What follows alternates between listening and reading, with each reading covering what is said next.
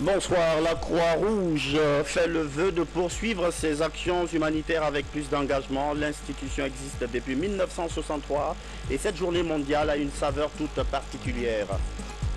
Saponification à Bofa, un groupement féminin réalise des chiffres intéressants, 50 morceaux de savon par jour et une existence à l'abri des besoins. Immersion ce soir au cœur de cette entreprise. Et puis la COBAG en assemblée générale ce samedi, la coordination de la Basse-Guinée affûte ses armes pour la prochaine présidentielle. Voilà pour les titres. Madame, Messieurs, bonsoir et bienvenue dans cette édition d'information. Le président de la République à Cancan depuis cet après-midi en séjour pour échanger avec les populations à la base. Le président Alpha Condé promet la relance rapide de l'usine de fruits et le renforcement de la capacité de production du projet coton. Il a par ailleurs insisté sur la formation professionnelle, compte rendu à suivre demain avec Ibrahim Keïta, demain, pendant que le président de la République sera à Sigiri. Merci donc de nous rejoindre. L'ambassadeur du Cap-Vert en Guinée a été reçu ce matin en audience par le président Alpha Condé bien avant son départ pour Cancan. Le Cap-Vert prépare les festivités de l'an 40 de son indépendance, une fête à laquelle la Guinée est conviée et une invitation pour affermir la coopération entre les deux pays. Sanassi Keïta. Antonio Pedro Monteiro Lima est porteur de message du Premier ministre du Cap-Vert au président de la République. Message axé sur le 40e anniversaire de la République de Cap-Vert. J'ai eu le plaisir et le privilège d'être reçu par Monsieur le Président de la République, le professeur Alpha Condé, que j'admire personnellement depuis des années 70. Mais je suis venu lui apporter un message de mon Premier ministre, le Premier ministre José Maria Neves de Cap-Vert, pour qu'il fasse tout qui est à sa portée pour participer au 40e anniversaire de notre pays. En plus de ce message de participation du professeur Alpha Condé au 40e anniversaire du Cap-Vert, le renforcement de la coopération a aussi été évoqué. Je suis là aussi pour dire que nous voulons renforcer la coopération et les liens fraternels qui existent entre la République de Guinée et la République de Cap-Vert. Les autorités des deux pays entendent ainsi renforcer l'axe de coopération Conakry-Préa. L'Assemblée nationale a échangé avec une équipe du NDI, National Democratic Institute. Le nouveau directeur résident de l'institution couvre la Guinée et le Mali. La rencontre a permis de présenter un plan d'appui pour le renforcement des capacités du personnel parlementaire, en image à l'instant même. La journée mondiale de la Croix-Rouge, l'institution souffle ses bougies d'anniversaire avec un vœu, apporter son assistance humanitaire à plus de personnes dans le monde. Cette année, le thème retenu, c'est « Nos principes comptent ». Retour sur cette journée avec Adiatou Diallo. Ce carnaval marque le 50e anniversaire de l'adoption des 7 principes fondamentaux de la Croix-Rouge et du Croissant-Rouge. Deux institutions de volontariat engagées dans le soutien humanitaire aux personnes en détresse. Ce, conformément au respect des principes fondamentaux qui régissent l'organisation. Ces principes, faut-il le rappeler de passage, sont l'humanité, l'impartialité, la neutralité, l'indépendance, le volontariat, l'unité et l'universalité. Dans notre monde en pleine mutation, marqué par des besoins humanitaires sans cesse croissants et les contextes d'intervention de plus en plus complexes, nos principes fondamentaux, en revanche, restent inchangés. Ils guident nos actions et sont la garantie que nous œuvrons toujours au bénéfice des communautés, sans distinction de race, de religion, de sexe, de croyances ou d'opinion politique en Guinée et partout dans le monde. En cette année, encore malheureusement marquée par l'épidémie de fièvre hémorragique à virus Ebola dans la sous-région, l'action du mouvement de la Croix-Rouge offre plus que jamais des illustrations du respect fidèle des principes fondamentaux. Pour vaincre l'épidémie à virus Ebola en Guinée, la Croix-Rouge a formé plus de 2600 volontaires. Ils sont chargés de la surveillance des personnes contacts et les enterrements sécurisés. À travers ces scènes théâtrales, la Croix-Rouge montre les difficultés rencontrées dans les zones touchées par la maladie. Leur effort est salué par le gouvernement guinéen. Malgré les difficultés que la Croix-Rouge rencontre sur le terrain, l'incompréhension entre la Croix-Rouge et les populations, la Croix-Rouge est restée persévérante, la Croix-Rouge est restée constante sur le terrain. Donc ce sont des sentiments de satisfaction. La Croix-Rouge, c'est une institution, je l'ai dit tantôt, qui aide à sensibiliser les populations pour leur faire croire que le virus Ebola est une réalité. Donc, je demande à toutes les populations de leur faciliter la tâche sur le terrain. La Croix-Rouge guinéenne est mise en place en janvier 1986. Depuis, cette institution œuvre auprès des autorités sanitaires guinéennes dans l'amélioration des soins de santé primaires de la population. Au compte de cette amélioration des soins primaires, il y a la lutte contre Ebola. La Guinée est toujours soutenue par ses partenaires. Le roi du Maroc, Sa Majesté Mohamed VI, offre un important lot de médicaments. Le don vient soutenir la prise en charge des malades d'Ebola dans les centres de traitement. Il s'agit d'une nouvelle assistance marocaine de grande envergure. C'est un reportage signé Mamadi Terna Kamisoko. C'est une contribution personnelle du roi marocain Mohamed VI, un important lot de médicaments destinés à la lutte contre l'épidémie d'Ebola qui a endeuillé plusieurs familles en Guinée. J'aurai l'insigne honneur de remettre ce jour donc, le don de Sa Majesté le Roi qui se matérialise actuellement par une quantité reçue actuellement de plus de 15 tonnes de produits urgents et nécessaires comme nous avons vu avec Monsieur le ministre de la Santé. Donc je voudrais conclure et ne pas être trop long en vous disant que le Royaume du Maroc est toujours aux côtés de la Guinée. Ce geste s'ajoute à d'autres assistances que le Maroc a offert à la Guinée. Le pays a toujours maintenu la ligne aérienne Conakry-Rabat. Il y a quelques mois, une brigade médicale marocaine a assuré le soin à 2000 Guinéens. La Guinée n'oubliera pas ses bons amis, dit le ministre de la Coopération internationale. Cet assistant témoin de l'excellence des relations d'amitié et de coopération existantes entre nos deux pays depuis plusieurs décennies. Ce geste ainsi que d'autres constitue la preuve tangible de l'intérêt tout particulier que Sa Majesté le roi du Maroc, qui lui assiste, accorde au bien-être des populations guinéennes. Toutes les fois que nous avons émis le besoin, le souhait de quoi que ce soit en termes d'équipement, en termes d'appui, le Maroc a toujours répondu présent. Présent à temps. Présent en offrant tout ce que nous demandions, voire même plus. Ce lot de médicaments est acquis au moment où de progrès énormes sont en train d'être faits contre Ebola. Forêt-Caria, qui constitue la dernière poche, est au centre de toutes les initiatives des ripostes. Comment apporter un meilleur suivi aux personnes ayant été en contact avec des malades d'Ebola? Une interrogation à laquelle s'intéresse la société civile guinéenne. Plusieurs jeunes de cette institution sont mobilisés pour poursuivre la sensibilisation sur les enjeux liés à l'éradication de l'épidémie. Reportage Djenab Barry. Mobilisation des acteurs de la société civile pour le suivi des personnes en contact avec des malades ou suspects d'Ebola.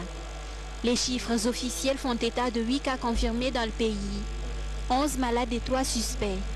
La société civile s'organise pour mettre fin à certaines réticences en vue de contenir l'épidémie. C'est d'abord de dire aux populations qu'il faut accepter les mesures, les consignes de sécurité sanitaire pour permettre de réduire la chaîne de contamination.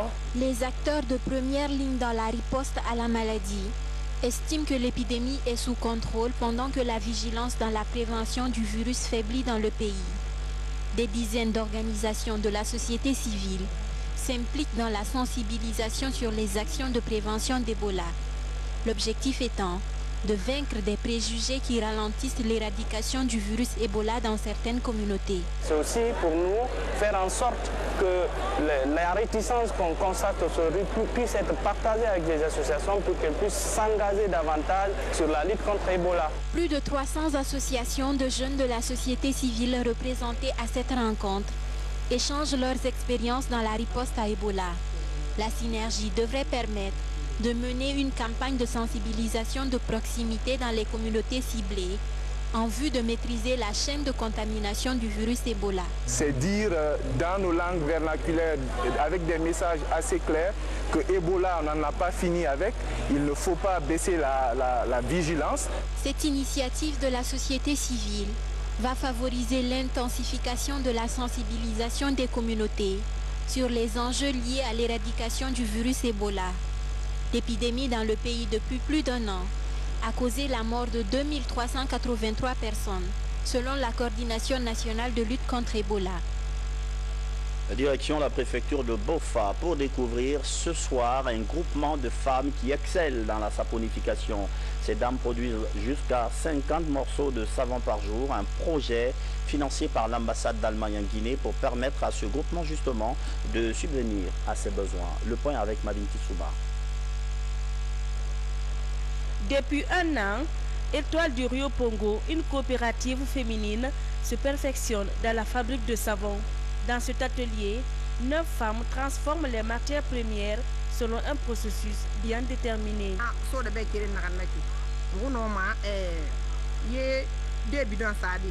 Nous mélangeons un sac de soude caustique avec 2 bidons d'eau chaude.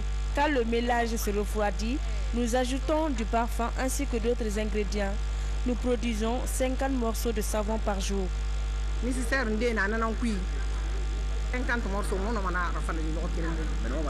La création de ce projet de saponification est une initiative de l'ambassade de la République fédérale d'Allemagne en Guinée. L'ambassade a appuyé ces femmes en finançant l'achat d'équipements nécessaires pour la fabrication du savon. On a démarré avec le lancement du projet une chance économique afin que les braves femmes soient capables de financer leur budget et en même temps de attribuer à la bonne santé. Parce que laver les mains, c'est primordial, non seulement contre l'épidémie Ebola, mais aussi contre toutes les maladies, contre toutes les infections. Et donc, produire des savons à un prix raisonnable, c'est une chose que nous voulons soutenir avec nos propres moyens.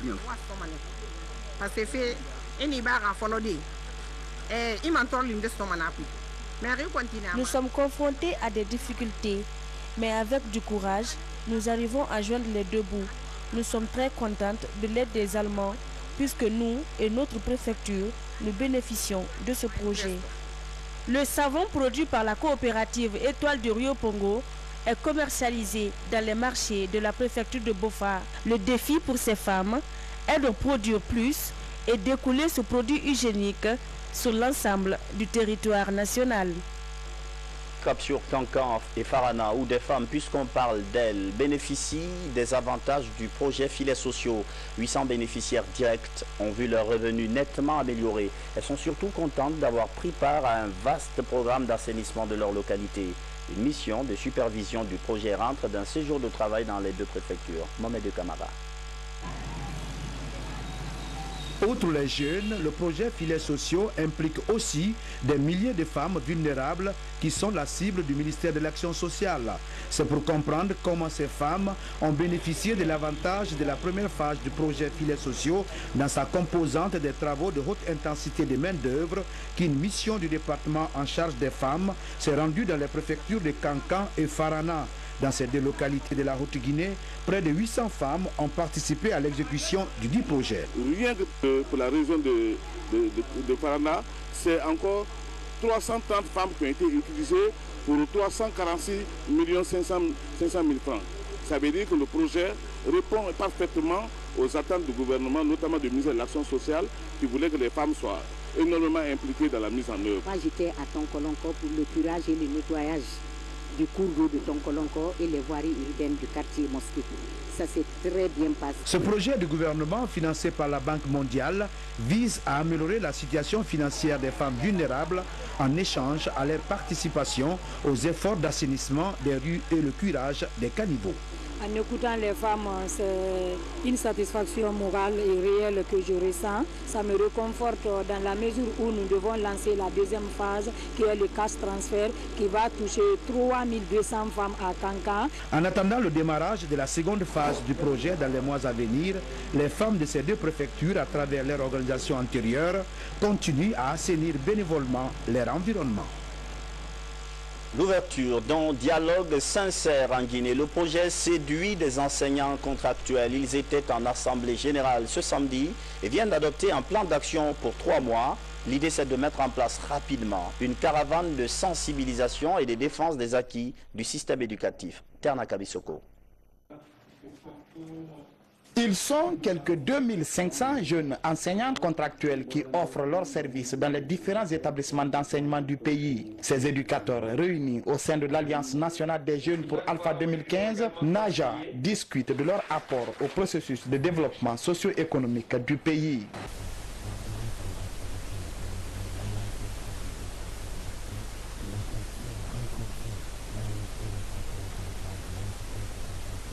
Ou leur appartenance ethnique, pour les faire savoir que l'alliance là n'est pas créée uniquement pour faire de la frustration, mais seulement pour l'accompagnement du pouvoir en place, mais aussi l'amélioration des conditions de vie, non seulement du côté politique, mais culturel de la jeunesse. Au cours de cette assemblée générale des membres statutaires, un plan d'action trimestriel a été validé. La situation des élèves de la commune de Ratoma, où les cours sont souvent perturbés à chaque manifestation politique, est une autre préoccupation.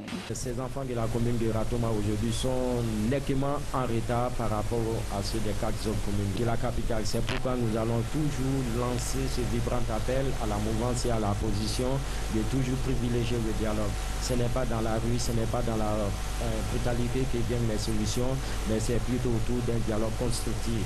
Créée en août 2014, l'Alliance nationale des jeunes pour Alpha 2015 est parrainée par le ministre de la fonction publique. Le représentant de Sékou Kourouma est plutôt satisfait de la mobilisation de ces jeunes enseignants. Je dirais tout simplement que les enseignants jouent leur rôle parce que ça fait partie de leur mission légalienne.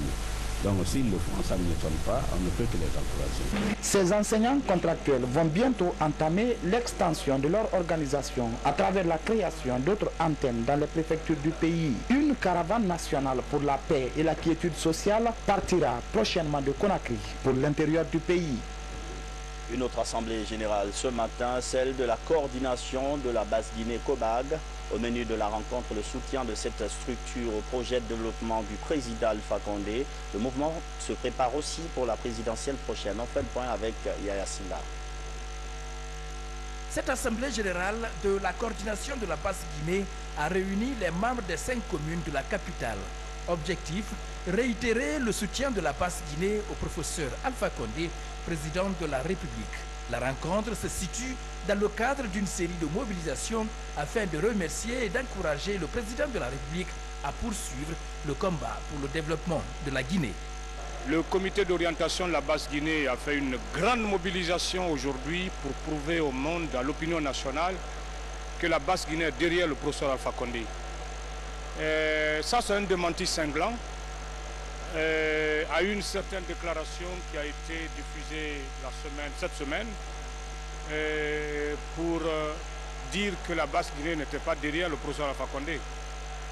Mais ceux qui sont au palais aujourd'hui comprennent et ont vu que toute la Basse-Guinée se mobilise derrière le professeur Alpha Condé.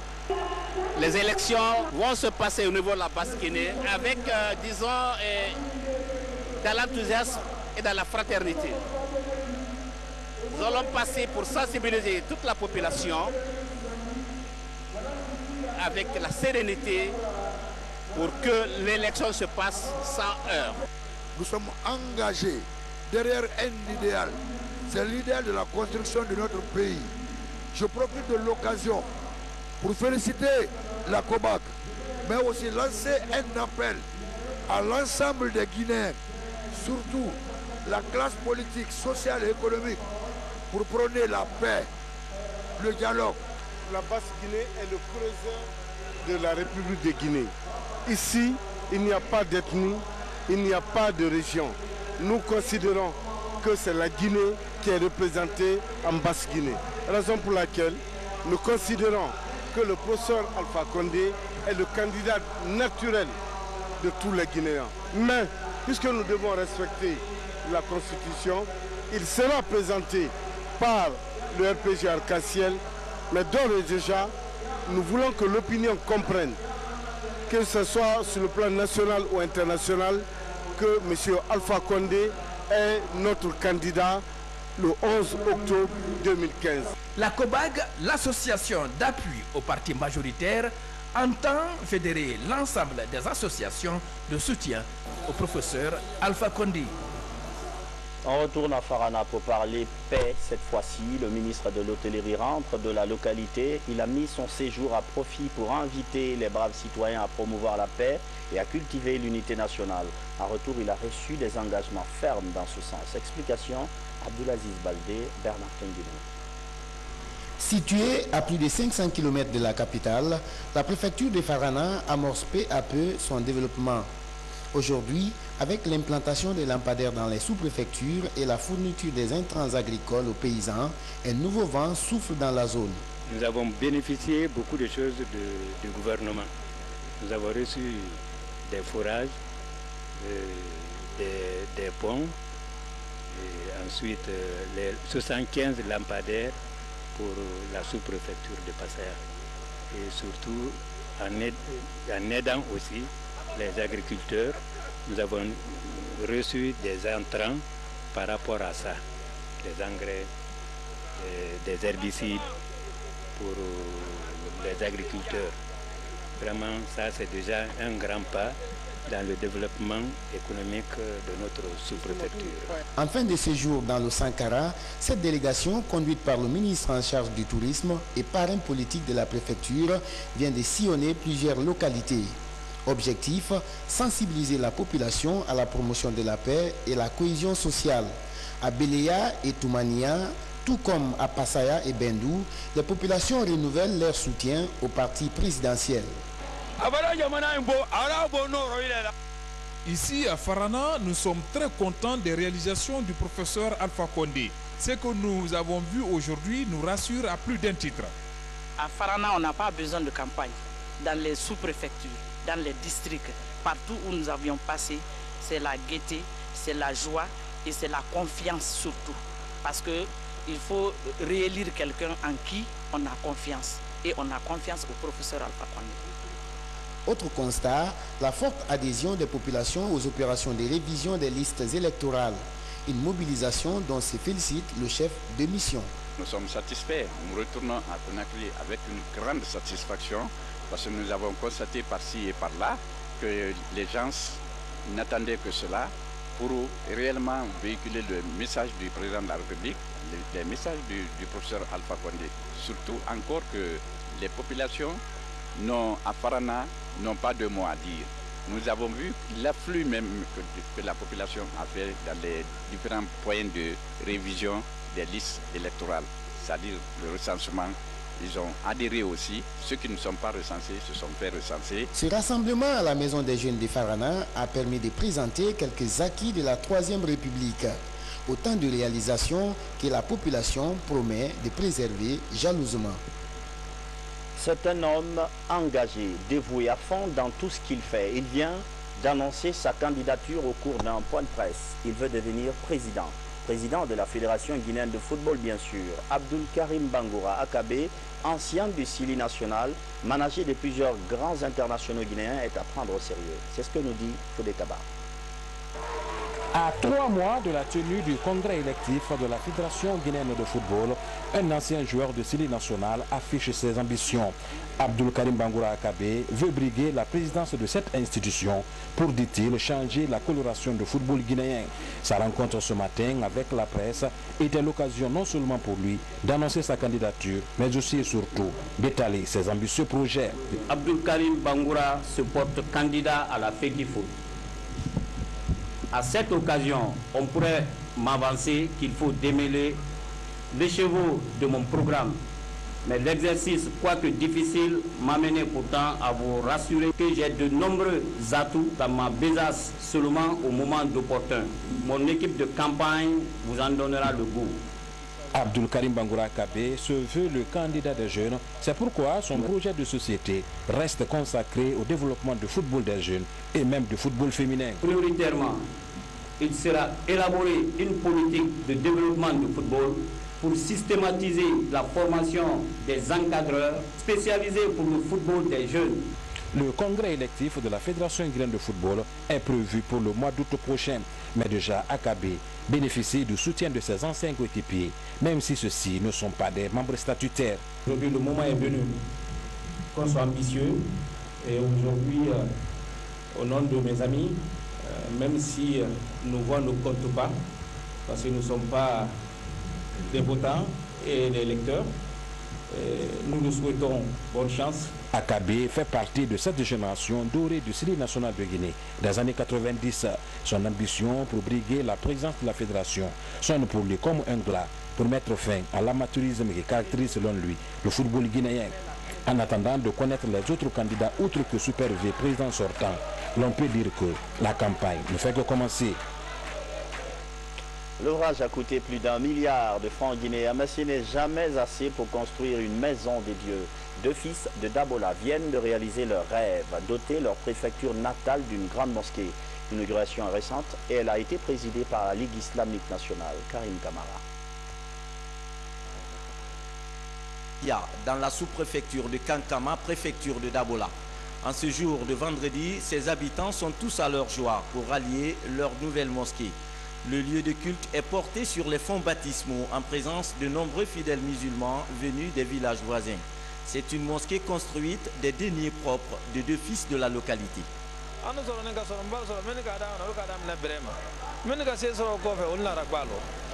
Toutes les générations qui sont passées ici ont prié dans une case. Maintenant que certains enfants ont les moyens de construire une mosquée moderne, on se doit de le faire.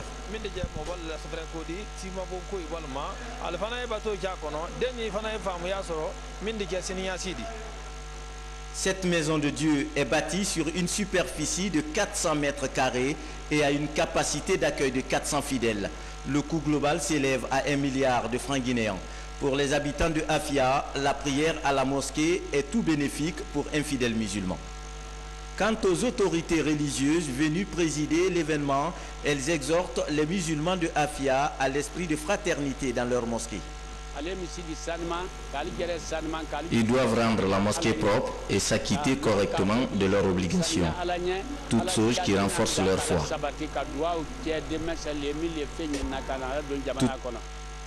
La cité de Afia a été fondée en 1870 par l'érudit Alpha Lassami Kaba. Sa nouvelle mosquée remplace désormais cette vieille case qui servait jusqu'en 2013 de lieu de prière pour les 500 âmes du village. Une nouvelle maison de prière, donc des prières on en fait aussi pour le chef des opérations de la CENI. Il a rejoint hier vendredi sa dernière demeure. Yaya Khan était un architecte de la biométrie en Guinée. Il est décédé lundi à Paris des suites de maladie. Un enterrement solennel après des témoignages très émouvants. Makena Gonzo. Jeudi, à la morgue de l'hôpital Ignace Dine, une cérémonie pleine d'émotions autour de la dépouille mortelle du commissaire de la CENI, Yaya Khan. Parents, amis, membres du gouvernement et collaborateurs de la CENI étaient fortement mobilisés pour rendre un dernier hommage à ce grand homme qui a marqué, de par ses œuvres, la République. Jusque sur ton lit de mort, tes pensées allaient à ton institution, à ton travail, à tes collègues, c'est-à-dire au service des autres. Tu trépignais à l'idée de revenir rapidement reprendre ta place parmi nous. Mais Dieu est plus fort. Tu nous manqueras, Yaya. L'histoire retiendra de lui qu'il a fait don de sa personne à sa nation et qu'il n'a ménagé ni son esprit. Sur la lutte contre Ebola. Plus de 300 associations de jeunes de la société civile représentées à cette rencontre échangent leurs expériences dans la riposte à Ebola. La synergie devrait permettre de mener une campagne de sensibilisation de proximité dans les communautés ciblées en vue de maîtriser la chaîne de contamination du virus Ebola. C'est dire dans nos langues vernaculaires, avec des messages assez clairs, que Ebola, on n'en a pas fini avec. Il ne faut pas baisser la vigilance. Cette initiative de la société civile va favoriser l'intensification de la sensibilisation des communautés sur les enjeux liés à l'éradication du virus Ebola. L'épidémie dans le pays depuis plus d'1 an a causé la mort de 2383 personnes, selon la Coordination nationale de lutte contre Ebola. Direction la préfecture de Bofa pour découvrir ce soir un groupement de femmes qui excellent dans la saponification. Ces dames produisent jusqu'à 50 morceaux de savon par jour, un projet financé par l'ambassade d'Allemagne en Guinée pour permettre à ce groupement justement de subvenir à ses besoins. Le point avec Madine Tissouba. Depuis 1 an, Étoile du Rio Pongo, une coopérative féminine, se perfectionne dans la fabrique de savon. Dans cet atelier, 9 femmes transforment les matières premières selon un processus bien déterminé.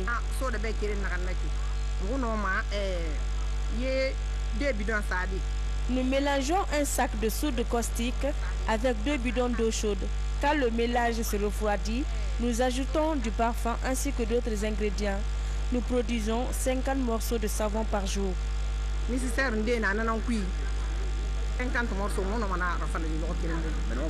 La création de ce projet de saponification est une initiative de l'ambassade de la République fédérale d'Allemagne en Guinée.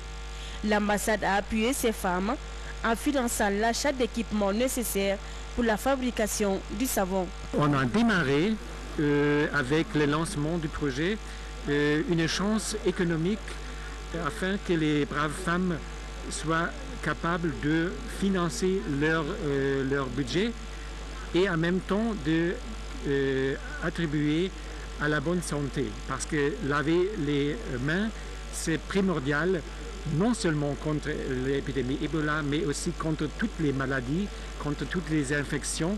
Et donc, produire des savons à un prix raisonnable, c'est une chose que nous voulons soutenir avec nos propres moyens.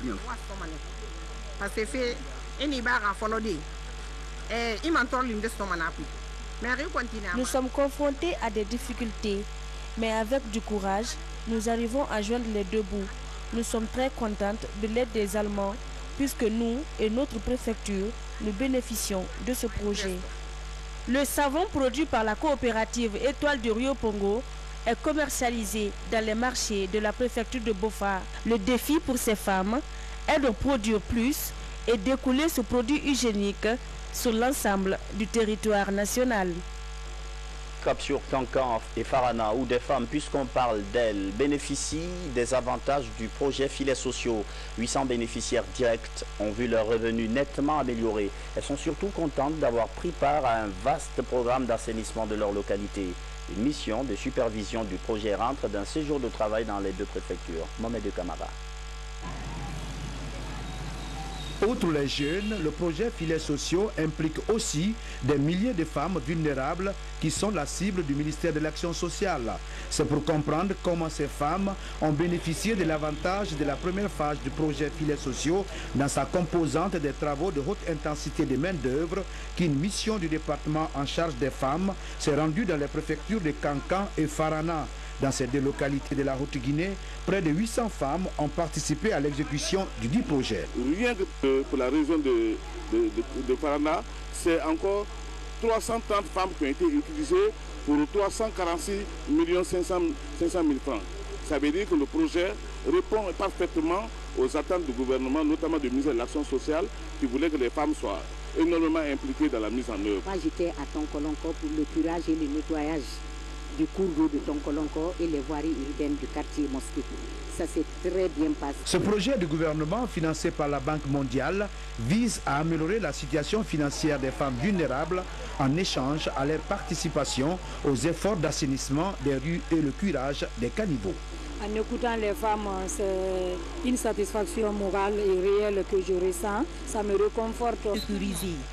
À travers ces scènes théâtrales, la Croix-Rouge montre les difficultés rencontrées dans les zones touchées par la maladie. Leur effort est salué par le gouvernement guinéen. Malgré les difficultés que la Croix-Rouge rencontre sur le terrain, l'incompréhension entre la Croix-Rouge et les populations, la Croix-Rouge est restée persévérante, la Croix-Rouge est restée constante sur le terrain. Donc ce sont des sentiments de satisfaction. La Croix-Rouge, c'est une institution, je l'ai dit tantôt, qui aide à sensibiliser les populations pour leur faire croire que le virus Ebola est une réalité. Donc, je demande à toutes les populations de leur faciliter la tâche sur le terrain. La Croix-Rouge guinéenne est mise en place en janvier 1986. Depuis, cette institution œuvre auprès des autorités sanitaires guinéennes dans l'amélioration des soins de santé primaires de la population. Au compte de cette amélioration des soins primaires, il y a la lutte contre Ebola. La Guinée est toujours soutenue par ses partenaires. Le roi du Maroc, Sa Majesté Mohamed VI, offre un important lot de médicaments. Le don vient soutenir la prise en charge des malades d'Ebola dans les centres de traitement. Il s'agit d'une nouvelle assistance marocaine de grande envergure. C'est un reportage signé Mamadi Terna Kamisoko. C'est une contribution personnelle du roi marocain Mohamed VI, un important lot de médicaments destinés à la lutte contre l'épidémie d'Ebola qui a endeuillé plusieurs familles en Guinée. J'aurai l'insigne honneur de remettre ce jour donc, le don de Sa Majesté le Roi qui se matérialise actuellement par une quantité reçue actuellement de plus de 15 tonnes de produits urgents et nécessaires comme nous avons vu avec Monsieur le ministre de la Santé. Donc je voudrais conclure et ne pas être trop long en vous disant que le Royaume du Maroc est toujours aux côtés de la Guinée. Ce geste s'ajoute à d'autres assistances que le Maroc a offert à la Guinée. Le pays a toujours maintenu la ligne aérienne Conakry-Rabat. Il y a quelques mois, une brigade médicale marocaine a assuré le soin à 2000 Guinéens.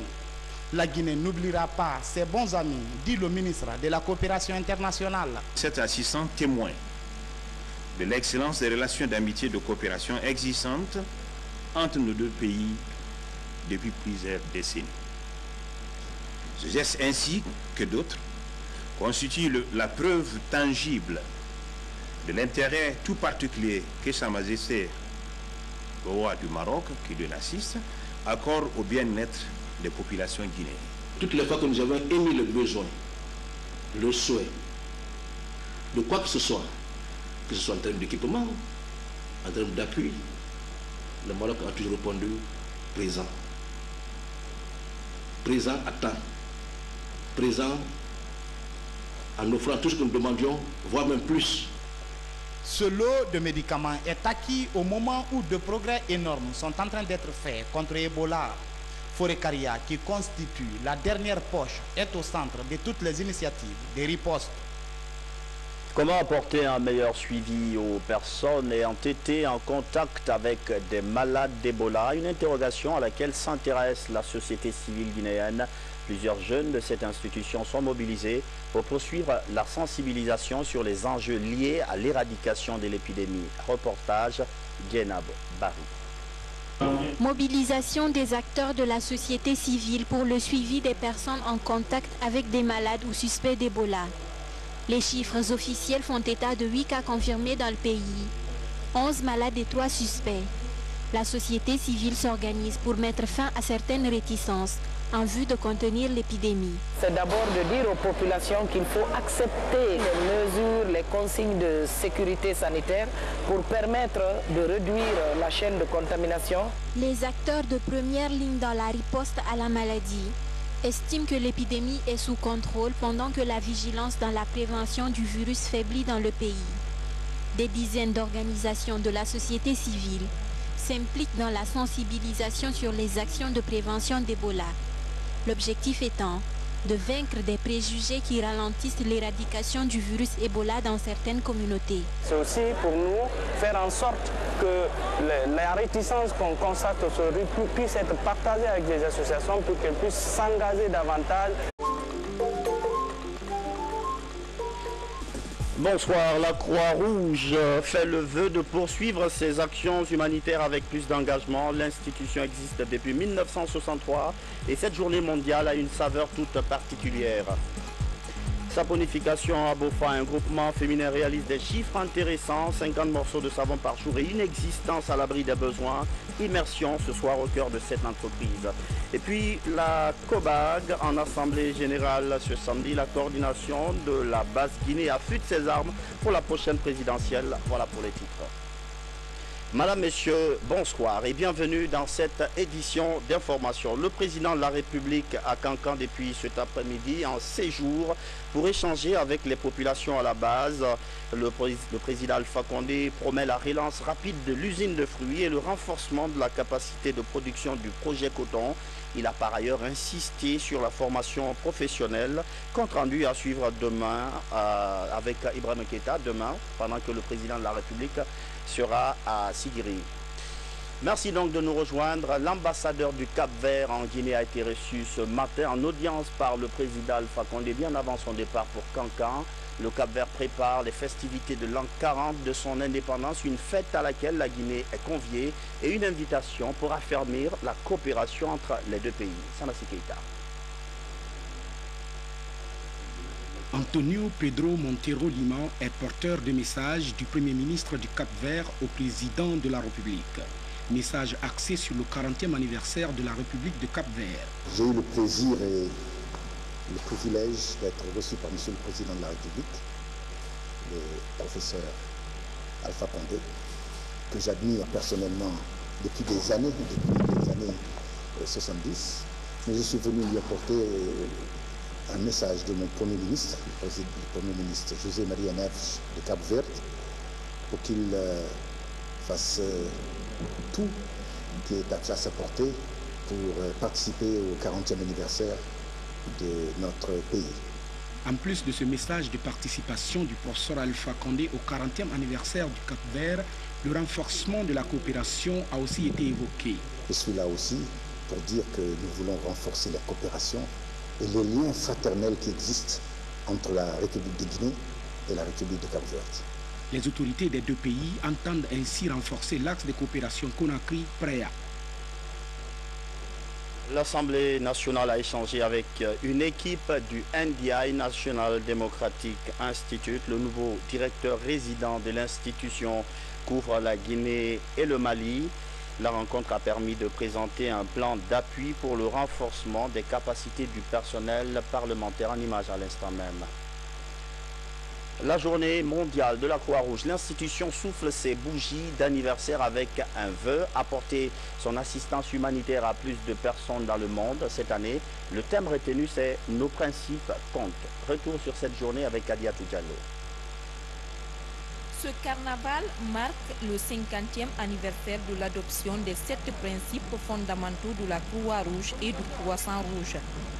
Deux institutions de volontariat engagées dans le soutien humanitaire aux personnes en détresse. Ce, conformément au respect des principes fondamentaux qui régissent l'organisation.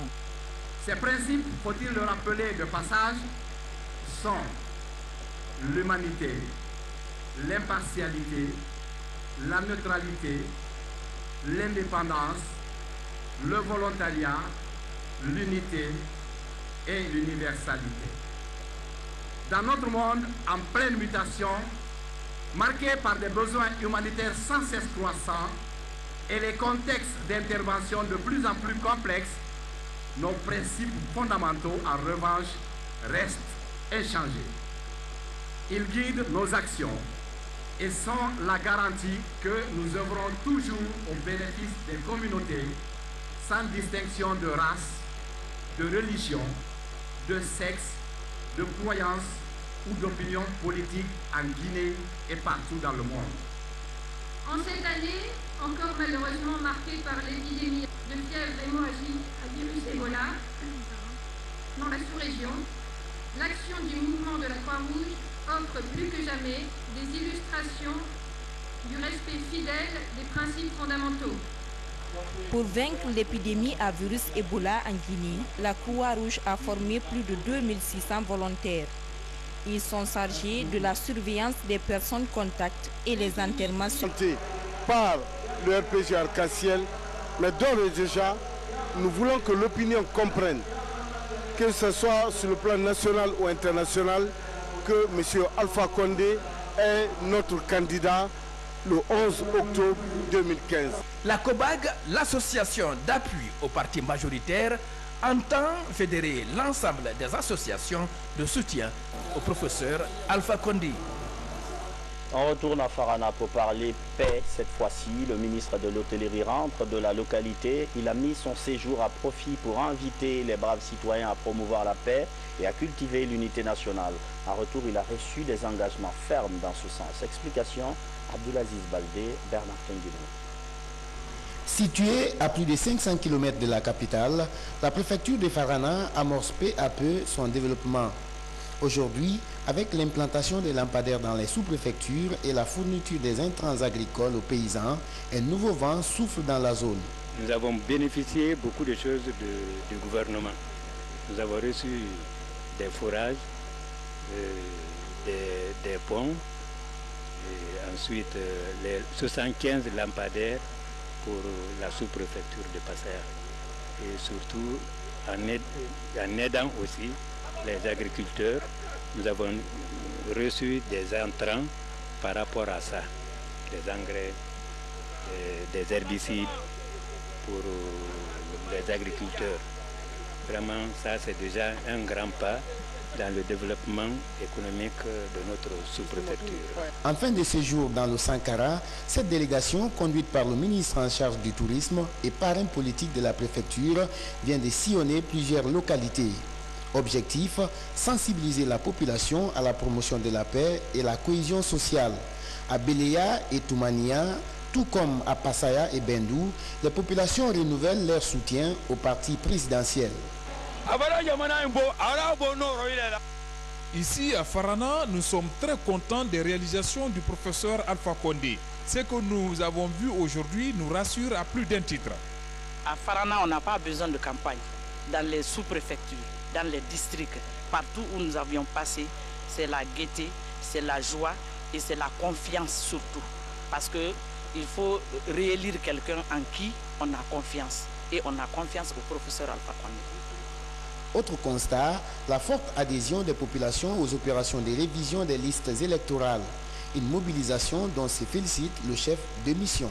Nous sommes satisfaits. Nous retournons à Conakry avec une grande satisfaction parce que nous avons constaté par-ci et par-là que les gens n'attendaient que cela pour réellement véhiculer le message du président de la République, le message du professeur Alpha Condé. Surtout encore que les populations à Farana n'ont pas de mots à dire. Nous avons vu l'afflux même que la population a fait dans les différents points de révision des listes électorales, c'est-à-dire le recensement. Ils ont adhéré aussi. Ceux qui ne sont pas recensés se sont fait recenser. Ce rassemblement à la Maison des Jeunes de Farana a permis de présenter quelques acquis de la Troisième République. Autant de réalisations que la population promet de préserver jalousement. C'est un homme engagé, dévoué à fond dans tout ce qu'il fait. Il vient d'annoncer sa candidature au cours d'un point de presse. Il veut devenir président.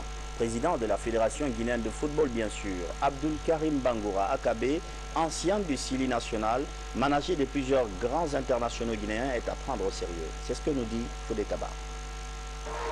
À 3 mois de la tenue du congrès électif de la Fédération guinéenne de football, un ancien joueur de Sili national affiche ses ambitions. Abdul Karim Bangoura Akabe veut briguer la présidence de cette institution pour, dit-il, changer la coloration du football guinéen. Sa rencontre ce matin avec la presse était l'occasion non seulement pour lui d'annoncer sa candidature, mais aussi et surtout d'étaler ses ambitieux projets. Abdul Karim Bangoura se porte candidat à la FEDIFOOT. À cette occasion, on pourrait m'avancer qu'il faut démêler les chevaux de mon programme.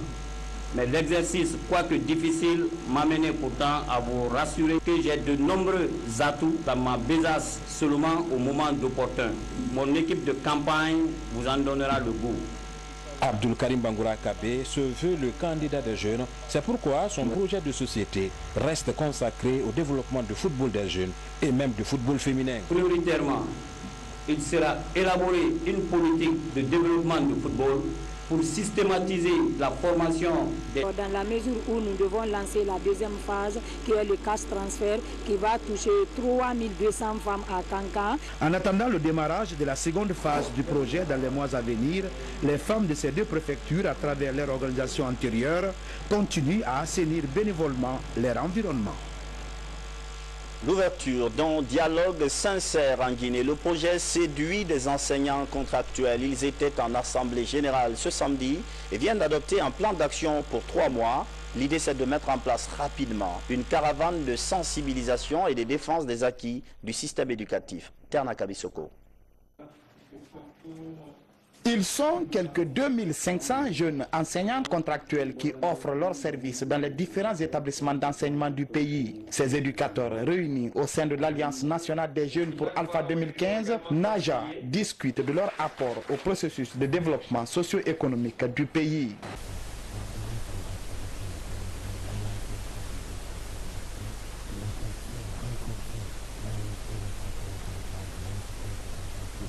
Ou leur appartenance ethnique, pour les faire savoir que l'alliance là n'est pas créée uniquement pour faire de la frustration, mais seulement pour l'accompagnement du pouvoir en place, mais aussi l'amélioration des conditions de vie, non seulement du côté politique, mais culturel de la jeunesse. Au cours de cette assemblée générale des membres statutaires, un plan d'action trimestriel a été validé. La situation des élèves de la commune de Ratoma, où les cours sont souvent perturbés à chaque manifestation politique, est une autre préoccupation.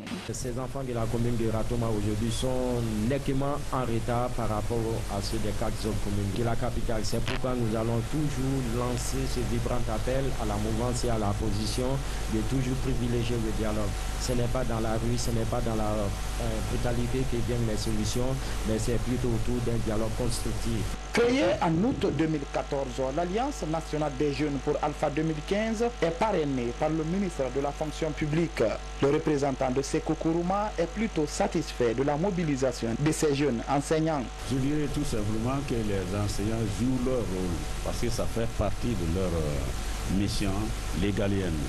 Donc s'ils le font, ça ne m'étonne pas, on ne peut que les encourager. Ces enseignants contractuels vont bientôt entamer l'extension de leur organisation à travers la création d'autres antennes dans les préfectures du pays. Une caravane nationale pour la paix et la quiétude sociale partira prochainement de Conakry pour l'intérieur du pays.